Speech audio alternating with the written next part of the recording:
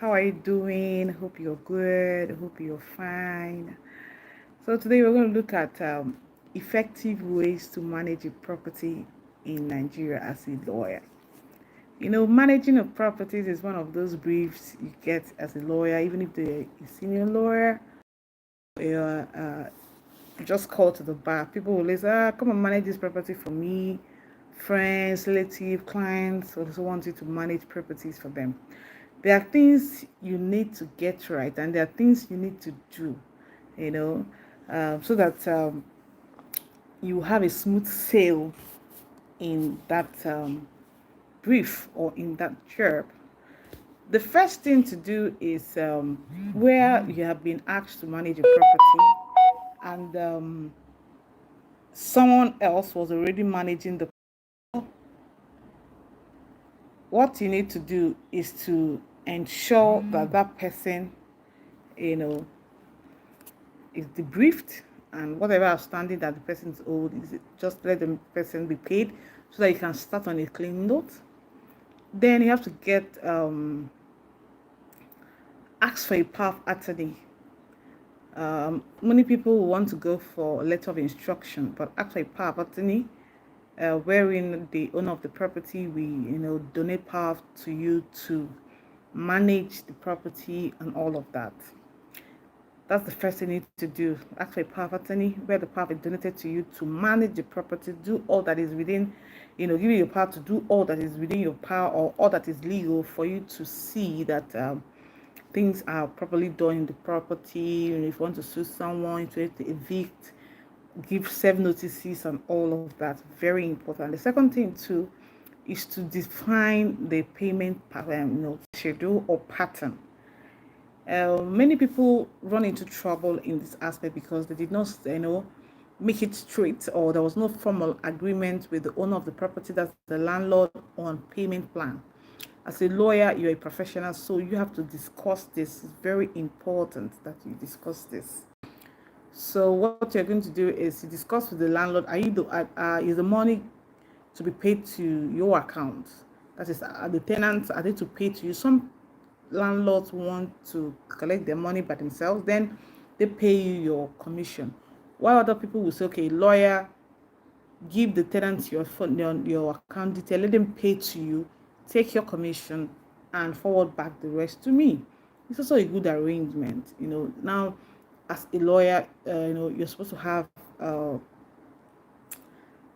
a separate account, which is not your personal account, for your transactions. It makes it more professional, and it's also very important to help you keep tab on the inflow and the outflow, and to keep record of how the financial transactions are being taken care of or is happening, so that you can do proper report to your clients, who's the landlord.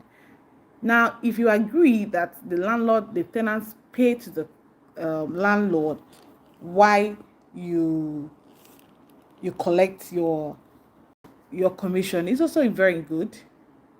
It's also very good.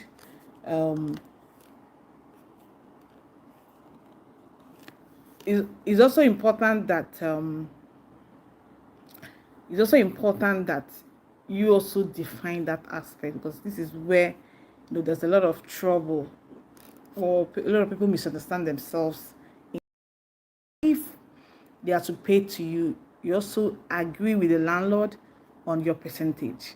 Usually it's 10%, but many lawyers, if the properties are much, or maybe you're doing a plaza, you're doing a shopping mall, or you're doing an estate, a mini estate, many people go down to like 7% or 5%. It all depends, but the standard is 10%. But people use their discretion in handling issues like this. But professionally, it is 10%.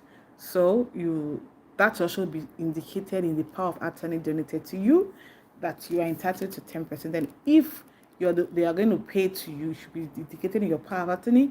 If the landlord is supposed to pay you, it should also be indicated in the power of attorney being donated to you. Now, the next thing you have to do is to take stock, is to familiarize yourself with the details of the tenant in the building. You need to go meet them if there's but sometimes most people don't even meet them. They can just, if the landlord has details, their details, they'll give it to you. You call them, or it's also good that you go meet them, have a meeting with them, introduce yourself. Another thing you can do is to serve them a letter where you explain, there's a formal introductory letter to this tenant saying, this, I'm not the new caretaker, this is my address. If you're one that they will need to pay to, you put in your account details where they'll pay, their rent as when due. Then you give them details, or if they want to reach you, this is how they can reach you, and expect to have a cordial relationship with them. It's also good you can let the landlord know, tell them ahead of time that the change in management, so that by the time you reach out to them, it will not be a surprise to them. Now you take detailed, information about them, their names, their detailed account contacts, the date, whether they have tenancy agreement or not, when their rent started, when it will expire, are they outstanding, for those who are owing. These are details you need to have. Then it is required, expected, that a smart lawyer that you are, that you keep proper record. It does make sense that you're being handed a property and you start asking the tenant, when is the rent expiring. These are details you need to get from your client, who is the landlord, or who is the one managing, who is the caretaker of the house. Depending, sometimes you get this brief directly or through the caretaker, but with the instruction of the owner of the house. So you need to get all these details. For those who are paying, who are owing, you find a way around it to resolve, so that they can pay. For those who need to evict, this is where you need to check the tenancy agreement. Many lawyers, because of the challenges facing evicting these tenants, always want to, these tenants to renew that tenancy agreement every year. That way, it helps them, so that by the time they want to evict, they don't need to go through the route of serving them the 6 months notice. Just file a 7 days notice of owner's intention, where the tenancy agreement is for a fixed term, 1 year, then they renew it per year. It works for some people, but in Nigeria, most times, people, when you inform your tenants to renew their tenancy agreement, or you make it a duty to renew it every year, they kind of, why the lawyer renew the tenancy? They don't really understand. But you need to also put them through if you want to use the style. Why some other people, when they look at the tenancy agreement, they already have. Most of these people do not have. So you find out the tenants who have tenancy agreement and those who do not have. Those who do not have, try and make prepare.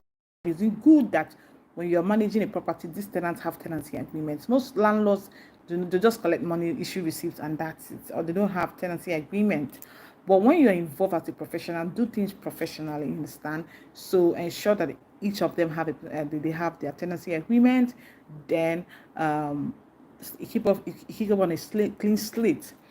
Now, for those whose tenancy agreement is not fixed term, on a fixed term, what is also good for you to do is if you want to evict them, serve them the necessary notices, with the 6 months notice before the 7 days owner's intention. Now, like in Lagos states or other states where they embrace mediation, one of the ways to resolve tenancy issues. Many lawyers do not like taking this route because they feel there's a problem of enforcement, or they don't take it easy, and all of that. Managing a very difficult tenant can be very, very, very, very annoying sometimes, but you have to be tact and put professionalism in your actions towards the tenant. Find out, is that a problem? Most times, in the tenancy issues, most landlords just feel it's all about tenant. And they also know that you have corresponding obligations. Peradventure, you are giving a property to manage, and the amenities there are not working. There are things you need to fix in the house, and these complaints are brought to you. Just find a way to resolve it. Find a way to look at it. The properties has to be habitable. It has to be tenant. It has to be habitable, and it has to be fit for people to live. So you can't be collecting rent when these properties are not in good shape. So this is now time for you to discuss the owner of the house. Is there need for renovation? You need to touch here, just to make them comfortable, so that it will be easy for them to to pay. Because If they enjoy the property, if they enjoy the amenities, it's easier for them to pay. Then for me, I feel once I notice a very difficult tenant, I start on time to find a way around it. I don't really waste time. Most tenants are very fraudulent, they're always giving excuses and all of that. Start on time to issue them notices, and give them the final letter of a warning, or give them a reminder letter, issue them notices, and start on time. Now, in managing a property, you also decide if there's need for you to go to court to evict. This is a different brief. Most people charge everything, but I think this is different. And what you need to do at this point is to sit down with the landlord again, or the owner of the house, the owner of the landlord, discuss fees on separately for the eviction purposes. Now, when you are serving statutory notices, people charge, many lawyers charge for it too. Yeah, many lawyers charge for it too. Either you charge for your issue of notices, you charge for the issuance of the 7 days notices. But everything is on arrangement. While some other people will have this arrangement of aside the 10% they will collect from the rent, they will not maybe collect miscellaneous fee for this other ones. Why some other people takes that 10% and it involves issuing of notices. It all depends on your disposition, on your level of negotiation, and who the client is and all of that. But it's important that you charge well for every work. Don't lump things together. Let the client know what is involved. Now, many lawyers have been, their names have been struck off the road because of misappropriation of funds. If you are the one the tenants pay to, you have to keep record. Every 3 months, give report to the owner of the house. This is how it is going. Give daily give by annual by monthly, yes, report. This is how much we have realized. I've paid. It's also in your account. Always have evidence, proof of any money transferred to the owner of the house. Less your commission. Once you take your commission, you transfer the money. Let there be a follow-up letter. Let there be have your evidence. Peradventure tomorrow the person come up to say you not pay, or you not be paying me, or this or that. For every renovation you need to carry out in the house, peradventure you need to let there be an agreement. You specify the amount, and they should consent and approve to the amount before you deduct. The fact that you're holding their money in trust doesn't give you that liberty to keep using the money, utilizing without getting an approval for them. So friends, I think we're going to call the short here. Then I'll do a further video on this, on how to effectively manage a property in Nigeria. If you're not subscribed to the channel, please hit the subscribe button, share this video, and like saying. Thank you for always watching us.